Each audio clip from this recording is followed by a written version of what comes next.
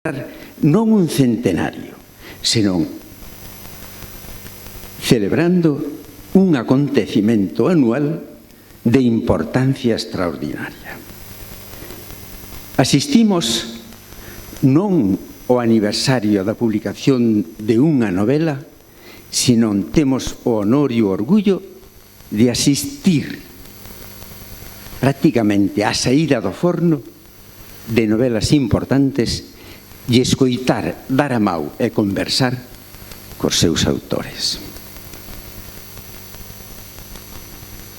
Blanco falounos da batalla de Rande, María de Hiller, Vítor Freixáns da historia de Galicia e escoitaremos a Lorenzo Silva falarnos de Castela. Todo isto non naceu por maxia, sino que se debe ao apoio incondicional do Concello de Verín, fundamentalmente na persoa do seu alcalde, Xerardo, e da conselleira de Cultura, Emilia,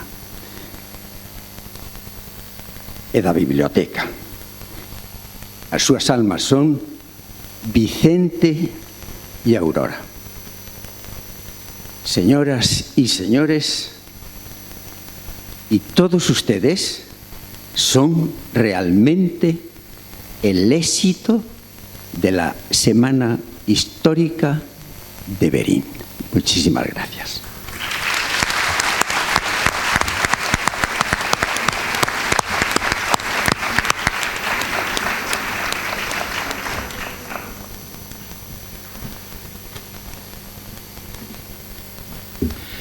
Moi boas tardes a todos. Solo vou a decir 4 cosas, moi breve. A primeira é, por que estamos aquí? Vai facerse a 7 anos que temos a responsabilidade do goberno da nosa vila. Unha das primeiras cousas que quixemos facer é que, gracias a Dios, tuvemos moito éxito é cambiar a vida cultural da nosa vila. Empezamos dunha maneira moi modesta, colaboración coa biblioteca e o salón de actos que tiñamos naquel momento, con conferencias con xente nosa que nos iba enseñando que era o noso país. Fomos conocendo pouco a pouco a nosa historia, non dunha maneira didáctica, sino dunha maneira máis ben anecdótica, pero que sí creou certa adición. Ao largo destes anos publicaronse moitos libros e naceron eventos especiales. A min o máis querido é este, e non yo digo a todos, o sea que podedes estar seguros de que é a Xornada de Novela Histórica, que, como dicía Mandianes, son as quintas, non? Son as sextas. Hai unha por aí bailando, que a pesar das dificultades de pandemia, de vivir un pouquiño apartados do que é o centro cultural do mundo, pois conseguimos que teñan un éxito especial. Temos outras xornadas de novela negra que tamén, pouquiño a pouco, van collendo o seu cuerpo. Nestes anos tamén celebramos un Festival Internacional de Cortos que nos puxo un pouco no mundo do cine internacional e descubriunos a capacidade de organización que ten a nosa xente, porque todo isto facémoslo nós, non lle encargamos a ningunha empresa.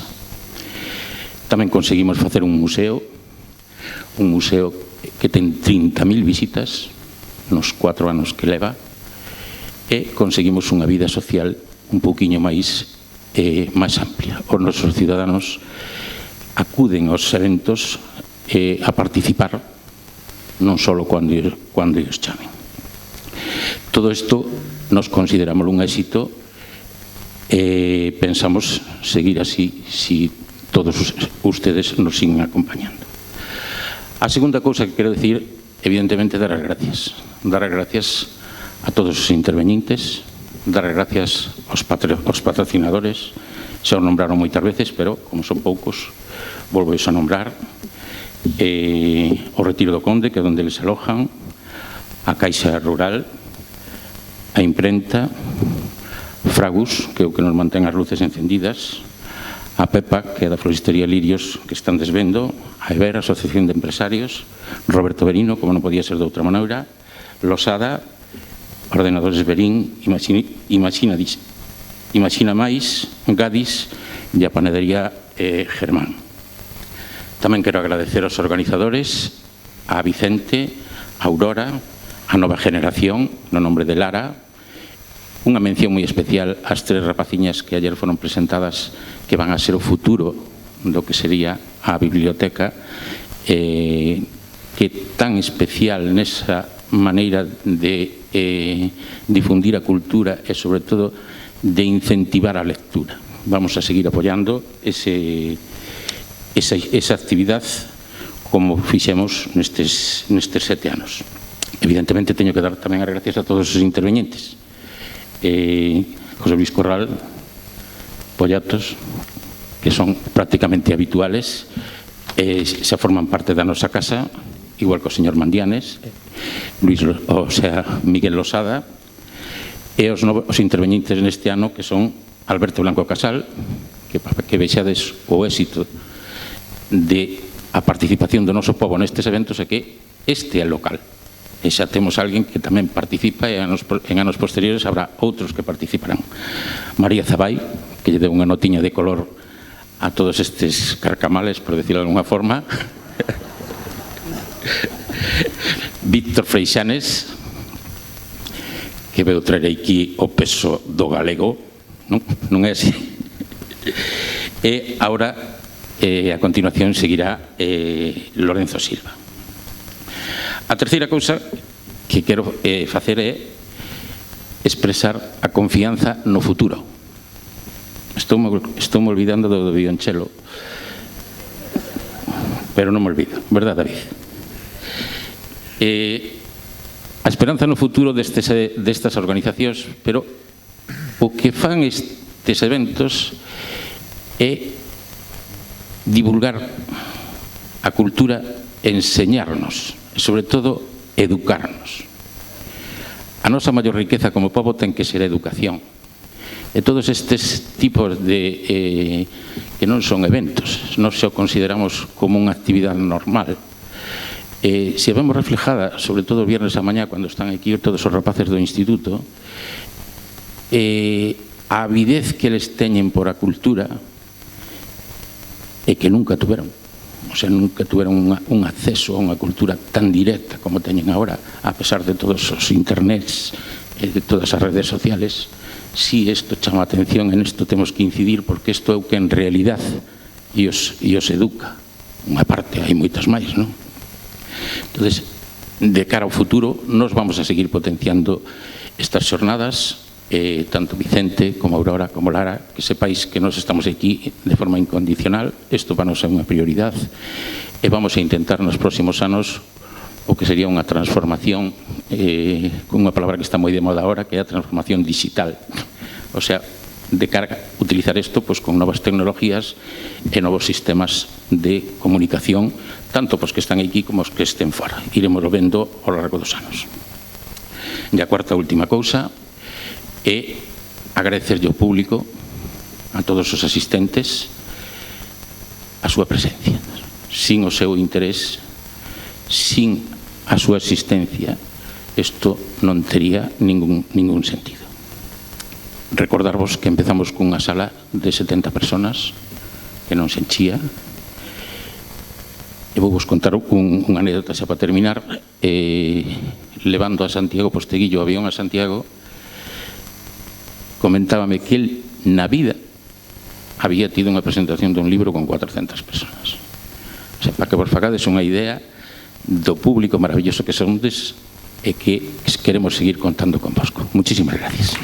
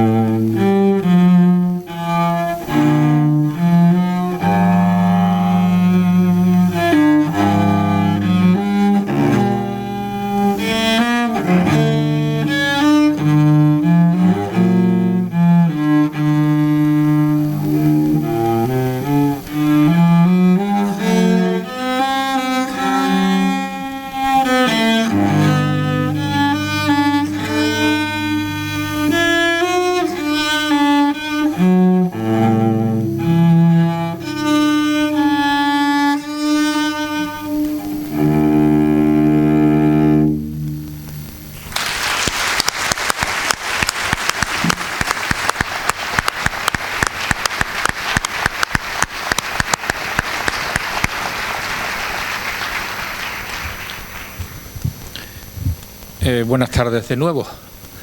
Después de haberle hablado así muy brevemente de la primera vuelta, bueno, de la primera vuelta al mundo, o de la muerte de Prim, vamos a tener la satisfacción de concluir estas quintas jornadas de la mano de Lorenzo Silva. Lorenzo Silva es uno de los grandes escritores que marcan el paso del siglo XX al XXI y con una trayectoria ya muy importante. Como comentaba antes Lara, es participante frecuente, activo en importantes cadenas de radio, programas de televisión, en la prensa escrita, su colaboración todos los domingos en el XL semanal. Pero él está aquí como escritor. Ha ganado 2 de los premios más importantes de nuestra literatura, el premio Nadal con el sello del Alquimista y el premio Planeta con la marca del Meridiano. La marca del Meridiano es una aventura, una de esas aventuras que él ha convertido en un elemento casi familiar de muchos hogares españoles, de 2 guardias civiles, Bevilacqua y Chamorro, que nos han hecho unas delicias absolutas, ¿no? Disfrutar de sus novelas, de esas novelas de aventura, El mar de Corcira, en fin, son numerosísimas. No me podría detener, como antes decía también Lara, a ir desgranando uno por uno los títulos de su obra, porque necesitaríamos un tiempo del que no disponemos. Hoy vamos a hablar de una novela histórica titulada Castellano, que es una novela histórica con mayúsculas. Es decir, a veces uno se encuentra en los anaqueles de las librerías, bajo el epígrafe de novela histórica, títulos que no responden a la novela histórica. La novela histórica no puede alterar los acontecimientos, no puede de ninguna manera alterar. Entonces sería otro tipo de novela. Los acontecimientos históricos ya lo creo que un novelista puede alterarlos. Un novelista, al crear una ficción, puede hacer prácticamente lo que quiera. Tenemos una amiga común que dice, uno cuando está escribiendo es como Dios. Es como Dios porque puede hacer con los personajes lo que le dé la real gana. Una vez que ya está terminado el libro no puede ser, pero el escritor sí, ¿no? Pero en el caso de la novela histórica, para que sea una novela histórica, los acontecimientos no se alteran, ¿eh? Hay que ser fiel a ellos. Eso lo convierte en un género extraordinariamente difícil. Imagínense una novela negra donde antes de empezar a leer sabemos quién es el asesino. En una novela histórica, como los acontecimientos no se alteran, sabemos cuál es el final. Sabemos cómo terminó la guerra de las comunidades. Sabemos cómo terminó la primera vuelta al mundo. Sabemos cómo muere el Cid Campeador. Por tanto, eso es una dificultad para el escritor, que tiene que sostener el pulso narrativo para mantener el interés del lector hasta el momento final, conociendo cómo va a ser el desenlace. Es una satisfacción para tener entre nosotros a Lorenzo Silva. Yo le voy a hacer varias preguntas, 3, 4 preguntas no más, sabiendo que él puede extenderse a la hora de responder en ellas. Y la primera, Lorenzo, sería: siempre hay un motivo por el cual un escritor decide escribir un determinado tema, decide escribir sobre un determinado asunto. ¿Qué te llevó a escribir Castellano? Pues bueno, ante todo, buenas tardes. Permíteme, Pepe, que dé unos cuantos agradecimientos antes de responder. En primer lugar, al Concello de Verín por invitarme a estas jornadas, por organizarlas, por apostar por la cultura, por los encuentros de las personas en torno a la cultura como una forma de construir ciudad, de construir ciudadanía. Creo sinceramente que es la forma más eficaz, más poderosa y también más rentable de desempeñar esa labor, y la verdad es que para mí siempre es una satisfacción y un honor poder colaborar con cualquier ciudad que hace esa apuesta como la hace Verín. También quiero agradecerte, José Luis, la organización, la invitación, Pepe, que me acompañes. Quiero agradecerle también a David, que está por ahí, los 2 interludios musicales que nos ha traído, ¿no? Que a mí me han conmovido mucho ambos, empezando por el primero de Cinema Paradiso.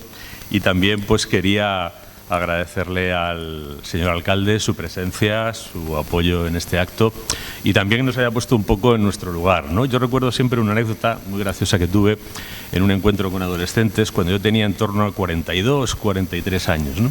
Fue un encuentro que compartí con otro autor que era un poquito más joven que yo, tenía 40 años. Y la profesora cometió el error de presentarnos, sobre todo En el caso de él, que además tenía poco pelo, un poquito menos que yo, ya digo, era más joven, pero tenía menos pelo y quizá parecía mayor, y les dijo a los chavales, como veis, es un hombre muy joven. Y hubo una carcajada tan descomunal de aquellos quinceañeros que yo desde ese momento pues entendí, eres un hombre mayor. Ahora ya me dejaré medias tintas, soy un carcamal. Me parece que esto me pone más en mi sitio y ya me deja a salvo de todos los espantos, así que le agradezco mucho al alcalde este empujón. Dicho lo cual, ¿por qué ponerse a escribir en el año 2020 sobre 2020, 2021? ¿Por qué empezar a pensar en el año 2000, a lo mejor 11, 12, que fue cuando empecé a pensar en esta historia? En hacer una novela, en hacer un viaje literario a la revolución, revuelta, rebelión, levantamiento, hay muchas maneras de llamarlo y no es pacífica la cuestión, de las comunidades castellanas, es decir, de las principales ciudades de Castilla contra el emperador Carlos V. Pues creo que la respuesta está dada desde el principio del libro, porque yo intento ser muy transparente, lo más leal que puedo con el escritor, y también, en la medida en que soy capaz de conseguirlo, lo más honrado posible a la hora de contar una historia. Creo que está respondida esa pregunta en el comienzo del libro, ¿no? El prólogo del libro se llama Identidad. Y en el fondo el viaje de esta novela, el viaje de esta novela o lo que sea, porque hay gente que le ha discutido la condición de novela y yo nunca me peleo por estas cosas, ¿no? También lo digo en el prólogo. Yo he escrito este texto como si fuera una novela, es decir, como una narración que para mí tiene textura novelesca, pero puedo entender que en la medida en que en sus páginas se mezcla la crónica histórica, el ensayo, el libro de viajes, el relato autobiográfico, pues haya quien a lo mejor piense que eso no es una novela. Yo tengo una concepción de la novela muy abierta y para mí sí lo es, pero a lo mejor si para alguien el concepto de novela es algo más angosto, pues aceptaré que no lo sea, ¿no? Bueno, ¿por qué hacer esto? Pues la razón fundamental tiene que ver con eso de la identidad, o más bien con su falta, con su carencia, ¿no? Yo soy madrileño de nacimiento. He vivido la mayor parte de mi vida en Madrid, en la ciudad de Madrid, alrededores, en la periferia sur de Madrid, la mayor parte de mi vida. Tengo ascendencia salmantina. Aquí ya abriríamos una polémica si decimos si eso es ser castellano o leonés de ascendencia. Hay discusión al respecto, ¿no? Yo siento que esa ascendencia es castellana. Toda mi familia salmantina siempre se ha dicho castellana, pero hay algunos salmantinos que invocan la raíz leonesa, que efectivamente tiene históricamente Salamanca. Y mi familia paterna es de Málaga, andaluza. Por tanto, bueno, pues yo de entrada soy una mezcla que además se centrifuga en ese rompeolas de las Españas que es Madrid, ¿no? Yo lo cuento en el libro. Cuando yo bajaba a la calle en mi barrio madrileño, que era Cuatro Vientos, entre Aluche y Carabanchel, yo no veía una identidad. Yo me encontraba gente que tenía origen extremeño, andaluz, murciano, castellano-leonés. Allí estábamos todos revueltos en una especie de cosa difusa. Y nadie se preguntaba por la identidad, ¿no? Digamos que, bueno, en los primeros tiempos, ¿no? Yo nací en el 66, por tanto pude disfrutar durante 9 años del régimen anterior. Pues con ese régimen anterior había una identidad muy marcada, que era una identidad española, ¿no? Una identidad española definida con arreglo a unos determinados parámetros, pero bueno, eso era tan grande que tampoco a un niño de 6, 7, 8, 9 años no le interpelaba especialmente. Yo me crié en una colonia militar, hay alguno de mis vecinos pues sí que tenía un sentimiento muy acendrado, ¿no? Que además exteriorizaba poniéndose banderitas al reloj y estas cosas, pero era una minoría realmente incluso en ese barrio, ¿no? Por tanto, yo crecí y viví exento, exonerado de la identidad. Lo puedo decir así. Y además, cuando yo iba, por ejemplo, a Málaga, que iba todos los veranos, veía que mis primos, mi familia, sí que tenían esa identidad andaluza, ¿no? Que además tenía muchos parámetros, ¿no? El habla, la forma de ser, el carácter. Yo me subía en un autobús urbano en Málaga y la manera en la que la gente se comportaba era muy diferente de la gente de Madrid y muy característica además, ¿no? Ahí sí que había una identidad, pero yo vivía exento de eso. Y a lo mejor habría vivido exento de eso toda la vida. Quizá habría sido así, ¿no? De no haberme trasladado a vivir en el año 2008 a Cataluña, donde pasé 7 años, rodeado de personas también muy imbuidas de su identidad. En algunos casos especialmente imbuidas de su identidad, y además en un momento en el que esa identidad se convirtió en un elemento conflictivo, y sobre todo en un elemento conflictivo que tenía por contrincante o por pared con la que se peloteaba esa identidad española difusa que yo podía tener, y muy particularmente la identidad o el ser o el carácter castellano. Y además había una manera de decir castellano que era significativa, ¿no? Que a mí me empezó a interpelar, entre otras cosas porque, bueno, pues si yo de algún lugar era de Castilla, Madrid es Castilla, yo me he criado allí, hablo la lengua de Castilla, que es el castellano o español, no solo hablo, sino que escribo en ella, y además mi tradición literaria está vinculada a Castilla, desde el mío Cid y Fernán González hasta Galdós, pasando por Quevedo o por Cervantes, ¿no? Si no son castellanos de nacimiento, la mayor parte de ellos lo son de adopción o en todo caso a través de esa patria que es el idioma, ¿no? Y yo, al ver cómo había una relación conflictiva con esa identidad que supuestamente yo representaba, incluso como había alusiones ya en cierto momento, a medida que fueron avanzando ciertos acontecimientos de la historia reciente de Cataluña, que son de todos conocidos, cuando vi cómo iban abundando una serie de alusiones que incluso tenían un punto de confrontación y de agresividad, incluso de menosprecio, ¿no? Yo lo cuento en el libro, algo que es verdad, que sucedió y que yo leí en un diario barcelonés que además no es de los más radicales, ¿no? En un acto al que yo asistí, pues al día siguiente había una crónica social en ese diario barcelonés y se mencionaba la presencia de una serie de personas, ¿no? Entre los asistentes a ese gran acto social, pues había una presentadora de televisión madrileña. Y el periodista de ese diario barcelonés la caracterizaba con esta descripción. Allí estaba X, no voy a decir su nombre, con su sonrisa mesetaria. Es algo que a mí me dejó verdaderamente, me sentía aludido, claro, yo también soy mesetario, es decir, me he criado en la meseta y empecé, primero me pregunté cómo son las sonrisas mesetarias, que es algo que realmente, bueno, debe caracterizar de alguna manera, ¿no?, el ser mesetario, la sonrisa, pero también empecé a pensar en ese ser mesetario, ¿no?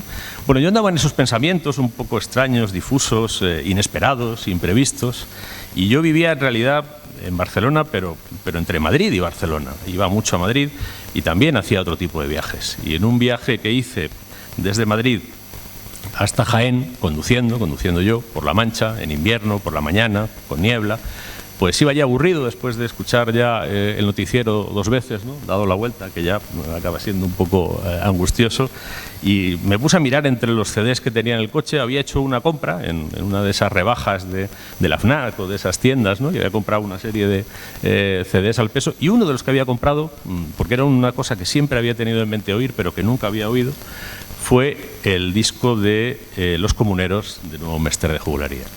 Y bueno, pues dije, mira, tengo 2 horas por delante, es un buen momento para escuchar esto, voy solo, voy tranquilo. Lo desprecinté, lo metí y empezó aquello a sonar, y ya desde el arranque, ese arranque que dice: tú, tierra de Castilla, muy desgraciada y maldita eres, al sufrir que un tan noble reino como eres sea gobernado por quienes no te tienen amor. Ese arranque me puso todo el vello de punta, y a partir de ahí, 1 hora así. Y entonces yo dije, ostras, voy a ser algo. Y va a ser que esto que me están contando, que es la historia de la revuelta de las comunidades de Castilla contra el emperador Carlos V, representa algo cercano a lo que es mi carácter, a lo que es mi forma de ver el mundo, a cómo yo siento las cosas. Y además, ese algo no es una afinidad intelectual, no es una afinidad ideológica. A mí algo que me removió profundamente fue que empezando por esa primera voz, que es una voz sin música, los de Nuevo Mestre de Jugularía hablaban el castellano igual que mi abuelo, el de Salamanca. Es decir, las mismas eses, las mismas zetas, el mismo sonido. Y dije, a mí esta historia me resulta afín por las ideas que hay detrás, ¿no? Las ideas de unas ciudades que reivindican su dignidad frente a un gobernante que la menosprecia. Simplemente con esto sintonizo desde el punto de vista ideológico, racional, ético, político y moral.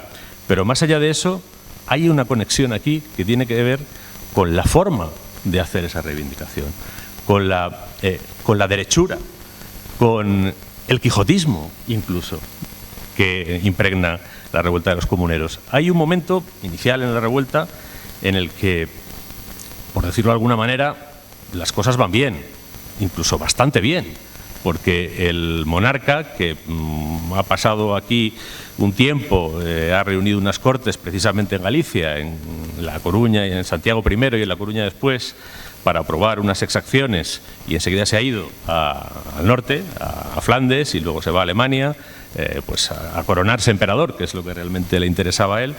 Bueno, pues digamos que él ha dejado el reino bastante mal atendido, lo ha dejado en manos de un regente que es un cardenal flamenco, de mucha confianza, un buen hombre además y un tipo bastante capaz, que además conoce algo Castilla, pero tampoco es un experto, Adriano de Utrecht, el luego Papa Adriano VI, pero bueno, en realidad ha dejado las cosas tan mal amarradas que cuando las ciudades castellanas se revuelven, sobre todo después del incendio de Medina, el regente, el cardenal Adriano de Utrecht, acaba huyendo de noche de Valladolid, disfrazado, en un burro.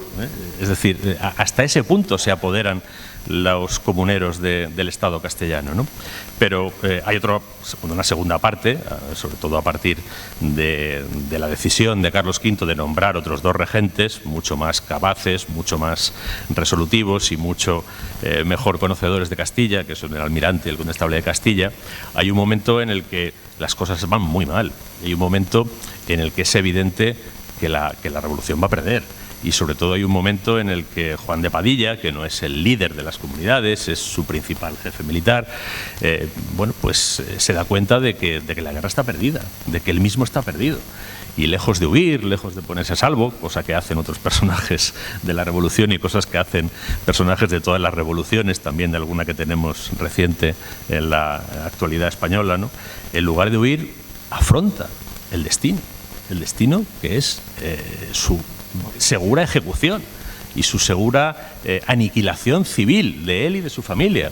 Y aun sabiéndolo, en las últimas cartas de Padilla se nota que él lo sabe, pero él cree que tiene que sacrificarse, que él se ha levantado por defender la dignidad de los toledanos, en primera instancia por defender la dignidad de Castilla, y que no puede huir, que tiene que sacrificarse, ¿no? Y eso es algo que, bueno, pues a mí me tocó de tal manera que digo, yo esto lo tengo que explorar a través de la literatura, que es mi herramienta, a través de la novela histórica, que es algo a lo que me he acercado en otras ocasiones, pero también me dije, no puedo hacer una novela histórica como las otras que he hecho. Aquí tengo que, en cierto modo, aquí hay tantas cosas, y hay tantas cosas que son tan personales y tan profundas, que tengo que inventarme una nueva manera de escribir novela histórica.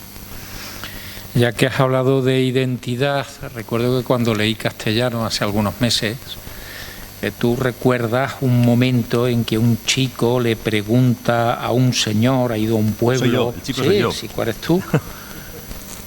Le pregunta, ¿este agua es potable? Y ese señor dice, algunos la beben. Sí. En un gesto muy castellano. Ni siquiera algunos beben, más económico todavía, beben. O sea, solo dos palabras. Sí, sí. Te has referido hace un momento a que el comienzo de ese movimiento, de esa revuelta, tiene su origen en la celebración de dos reuniones de Cortes, una en Santiago de Compostela, donde el emperador trata de forzar la voluntad de muchísimos procuradores de las ciudades que tenían voto en Cortes, y no consigue su objetivo de imponer un tributo importante que le ayudase a los gastos. Y luego vuelve a reunir unas segundas Cortes poco antes de embarcar ya en La Coruña. Y ahí sí consigue, de una manera que me gustaría que nos explicara, sí consigue su propósito, pero eso desencadenó un verdadero conflicto. Sí, lo consigue, no lo hace él directamente, para eso es rey y emperador ya elegido, aunque todavía no coronado, ¿no? Lo hace a través de sus auxiliares, fundamentalmente a través del canciller Gattinara, ¿no? Que es un italiano muy astuto, que va manejando a los procuradores, a los que puede los coacciona, a los que puede los atrae con engaños y a los que ni de una manera ni de otra dan su brazo a torcer, pura y simplemente los compra. Pero los compra con cantidades además que están consignadas, porque además como Castilla es un reino muy legalista y donde se documenta todo, pues hasta las mordidas están perfectamente documentadas, ¿no? Y consigue mediante el soborno que procuradores, por ejemplo, bueno, también hay que decir que está excluida Toledo, porque Toledo se ha negado a enviar procuradores con el mandato que el emperador exigía. El emperador llamaba a las Cortes, pero ya les mandaba a los procuradores un mandato concreto. Y Toledo dice que no acepta ese mandato, que el mandato de sus procuradores lo dará la ciudad, o si no, no irán los procuradores. Y no van los procuradores de Toledo. Tampoco los de Salamanca son reconocidos porque no han sido escogidos con arreglo a las normas que ha puesto el emperador, sino que han sido escogidos por la comunidad que ya se ha formado en Salamanca, ¿no? Con representación de todos los estamentos, entonces tampoco los admiten. Bueno, pues va descartando enemigos y va comprando entre los que están allí, ¿no? Y quizá lo que es más determinante es que compra a los de Segovia. Segovia, que es una ciudad que tiene intereses frontalmente opuestos a las pretensiones del rey. Lo que el rey proponía en las Cortes de Santiago I y La Coruña después era el establecimiento de lo que se llamaba entonces un servicio. El servicio era un impuesto directo, lo que sería hoy el IRPF, vaya. Ese impuesto recaía no sobre todo el mundo, también como pasa hoy con el IRPF. El IRPF lo pagamos los trabajadores, autónomos o asalariados. Bill Gates no paga IRPF, ¿no? Esto ya lo sabemos perfectamente. Bueno, pues en la Castilla del 16 pagaban IRPF o pagaban el servicio los pecheros. Los pecheros era la gente del común y la burguesía, la pequeña y mediana burguesía. Los nobles estaban exentos del servicio. Los grandes nobles estaban exentos del servicio, pero también Juan de Padilla, por ejemplo, que era noble de segunda fila, estaba exento del servicio, ¿no? Cuando se dice Juan de Padilla se rebela para no pagar impuestos, se está ignorando que se rebela para que no paguen impuestos otros toledanos, no él. De ese impuesto él estaba exento, ¿no? Bueno, pues en Segovia había una poderosa burguesía comercial e industrial, ¿no? Con una gran presencia además de judeoconversos, ¿no? De hecho, Juan Bravo, el capitán de Segovia, tenía vínculos familiares con los comerciantes judeoconversos de Segovia. Y aquí que los procuradores segovianos votan a favor de ese impuesto, convenientemente sobornados. Cuando vuelven a Segovia, bueno, primero uno de los dos decide no volver. Se va al Espinar, que es de donde era, y se guarece allí.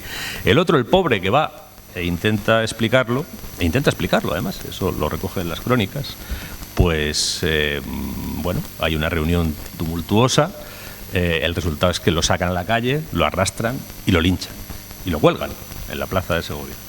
A todo esto hay un alguacil, un auxiliar del corregidor, que era un funcionario del rey, que se pone a tomar nota de quienes están linchando al procurador y entonces lo linchan también. Y a otro alguacil que también pues linchan a los tres, ¿no? Y los ponen así colgados. Eso genera la reacción del Consejo Real de que a Segovia hay que castigarla, se manda un juez con una comisión judicial, pero no una comisión judicial como las de ahora, sino un juez que lleva un ejército de 1000 hombres para hacer esa indagación judicial. Segovia no admite al juez, el juez pone sitio a la ciudad. Como la ciudad no se rinde, va a Medina del Campo a buscar los cañones que están allí guardados, los cañones reales. Los de Medina del Campo niegan los cañones porque saben que es para bombardear Segovia. El ejército imperial ataca Medina del Campo, la incendia y a partir de ahí ya pues es cuando se monta el Belén. El incendio de Medina, cuando las tropas del rey van a por la artillería para utilizarla contra Segovia, había muchos lazos entre Segovia y Medina. En Medina estaban las grandes ferias de la lana, las que marcaban el precio de la lana en Europa, y los tejedores segovianos son muy importantes. Es decir, los medinenses saben que a sus amigos de Segovia los van a atacar. Eso provocó un cambio muy grande. Aquella famosa Junta Santa que al principio ha tenido poca acogida, ¿no? El incendio de Medina la cambia por completo. O sea, yo creo que es lo que incendia prácticamente la revuelta, ¿no? Totalmente. Y además es curioso, cuando uno va a los documentos se da cuenta de que ese incendio tiene elementos que son muy movilizadores, ¿no? Al final, como no consiguen entrar, el ejército imperial estaba formado pues, fundamentalmente por caballería, era un poco fue lo principal que tenía, ¿no?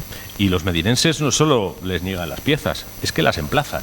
Y cuando intentan enfilar, pues en la calle, que además da un tiro perfecto, les disparan cañonazos, ¿no? Entonces entran en cólera y como no saben cómo entrar, le prenden fuego a la ciudad. Cuando tú le prendes fuego a una ciudad, pues al final acaban quemando la iglesia, los almacenes, mueren mujeres, mueren niños. Es decir, lo que ahora llamaríamos daños colaterales, ¿no? Que es algo que parece muy moderno, pero es algo que siempre ha sido muy movilizador. De hecho, los propios comuneros son muy conscientes, y hay varias cartas de Juan de Padilla que así lo atestiguan, que por ejemplo, como indica que cuando él va en una ruta y va a pasar por una ciudad que es feudo de alguno de los virreyes, la sortea para que su tropa no la saquee y para que su tropa no cometa excesos con la población civil, ¿no? Porque sabe qué es lo que va a pasar y sabe que los excesos contra la población civil al final acaban generándote un ánimo contrario, ¿no? Otro jefe comunero, que es el famoso obispo Acuña de Zamora, era todo lo contrario, saqueaba todo lo que podía y sobre todo arrasó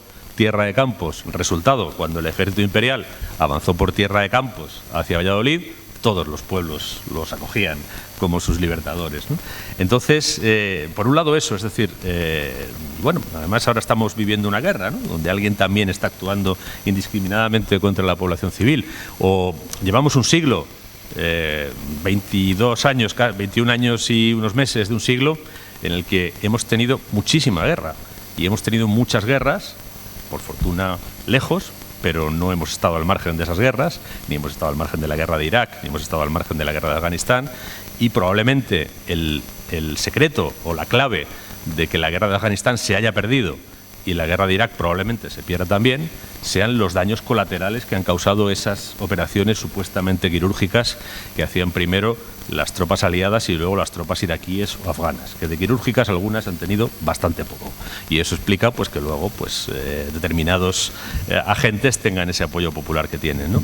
Entonces, ese es un aspecto importante. Pero otro que a mí me parece muy interesante es que la ciudad de Medina, y yo creo hasta saber quién lo hace, porque de todos los que están en Medina hay un personaje que parece que tiene el perfil, manda una carta a Valladolid primero, y esa carta luego se difunde, describiendo lo que ha sido el saqueo y la destrucción de Medina, que es una carta de un brío literario, es decir, el poder de la literatura. Entre otras cosas evoca Troya, ¿no? Y evoca cómo los aqueos saquean y arrasan Troya, ¿no? Y esa carta es tan conmovedora, es una herramienta de propaganda tan poderosa que hace prender la revuelta por toda Castilla. En muchos sitios.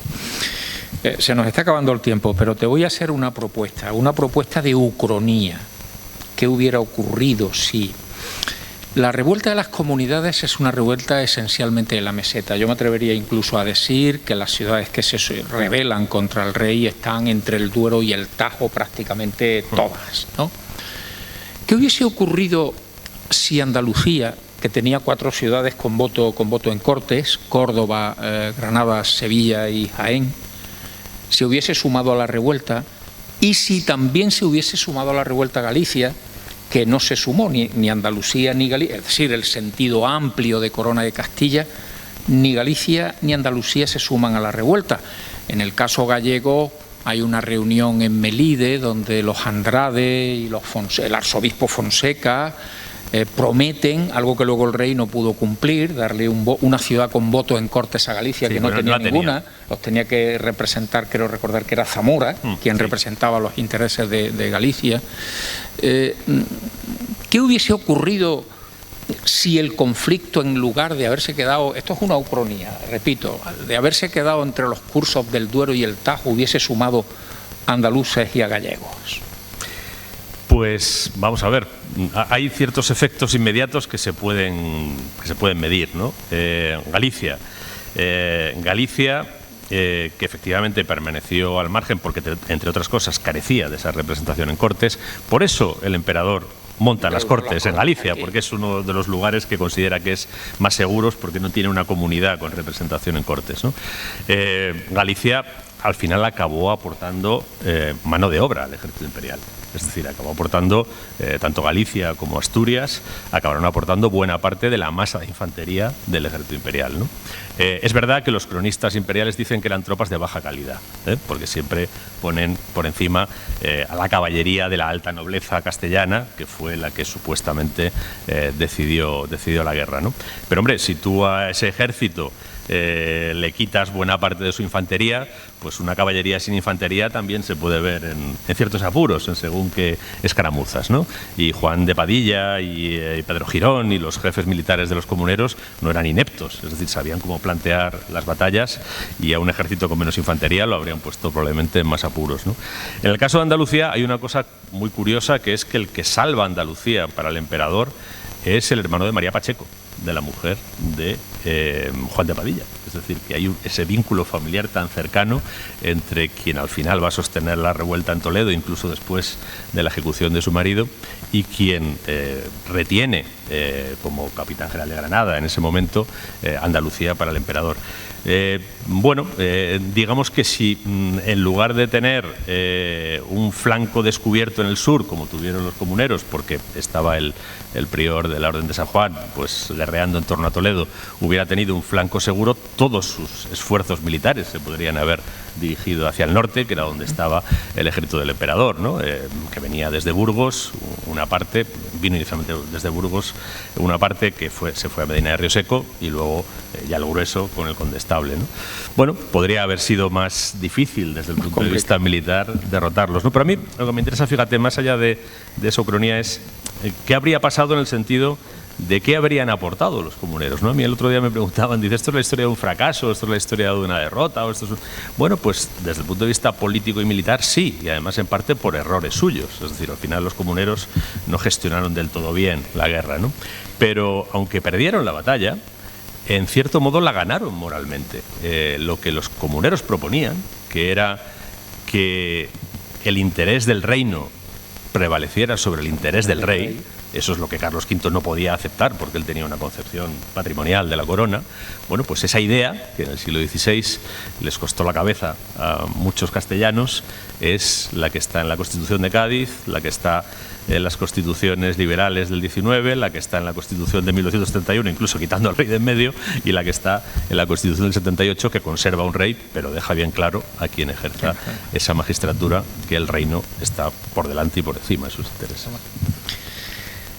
Mucho más van a encontrar ustedes en castellano en la novela de Lorenzo Silva.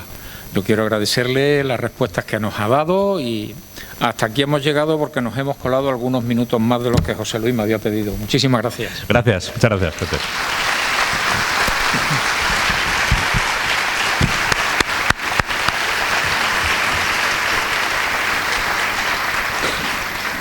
Bueno, pues llegamos al final de estas jornadas, de estas quintas jornadas. Para mí es una satisfacción, ojalá durara un poquito más, pero quiero agradecer una vez más al Concello de Verín, a Gerardo, a nuestro alcalde. Quiero agradecer también, evidentemente, a Emilia, la concejera de Cultura, que nos apoya siempre, a Diego, que estuvo ayer, a Aurora y a Vicente, que son el alma fundamental desde la Biblioteca de Verín de las jornadas, a Manuel, a Miguel Osada, a todos los autores que hemos estado aquí, que habéis estado aquí, a los patrocinadores de este evento, a la librería. Les recuerdo que hay fuera libros y ustedes pueden adquirir libros, y los autores les firmarán ahora a continuación, en unos minutos, me imagino que encantados. Pero muy, muy especialmente a los jóvenes de Verín, que ayer estuvieron realmente llenando este salón con una atención y con una educación exquisita, igual que el año pasado. Estos jóvenes de Verín, que están encarnados por Lara y por el equipo de colaboradores, de voluntarios de la biblioteca, y que Verín tiene mucho futuro con esta gente tan joven. Enhorabuena a los padres, a los abuelos, a las madres, a las abuelas de estos chicos y chicas de Verín, porque tienen ustedes una juventud realmente extraordinaria.